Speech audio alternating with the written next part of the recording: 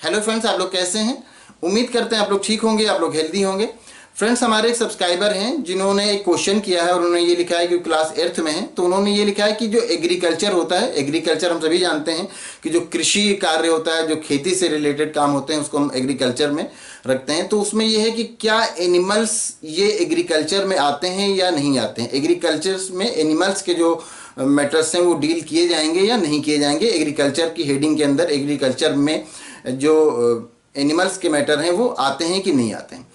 तो जो domestic animals हैं वो बिल्कुल एग्रीकल्चर में आते हैं। एग्रीकल्चर में आमतौर से हम लोग ये समझते हैं कि खेतों में फसलों का उगाना और उनकी कटाई और जो कुछ भी अनाज का निकालना, जो भी क्रॉप प्रोडक्शन, यही सब आता है एग्रीकल्चर में। लेकिन ऐसा नहीं है।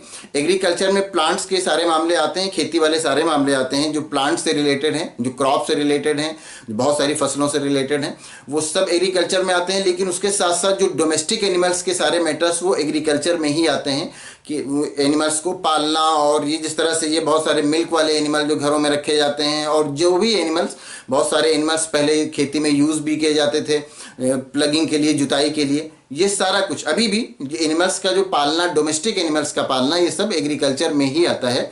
ऐसा नहीं है कि एग्रीकल्चर में सिर्फ क्रॉप का उगाना या क्रॉप ग्रो कराना या प्लांट से रिलेटेड ही काम आते हैं। तो आपका ये क्वेश्चन है कि एनिमल्स से रिलेटेड, तो हाँ, जो डोमेस्टिक एनिमल्स से रिलेटेड सारे काम जो भी फील्ड से जुड़े हुए हैं वो सब एनिमल्स एग्रीकल्चर में डील किए जाते हैं और एग्रीकल्चर की हेडिंग में आते हैं। एग्रीकल्चर जो हम लोग पढ़ते हैं तो उसमें फिर एनिमल्स के बारे में भी, हमें डोमेस्टिक एनिमल्स के बारे में भी जानना होता है।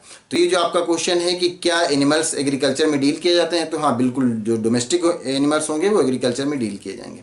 तो उम्मीद करते हैं आपको आपके क्वेश्चन का आंसर मिल गया होगा। कोई कन्फ्यूजन हो तो आप पूछ लीजिएगा। Thank you.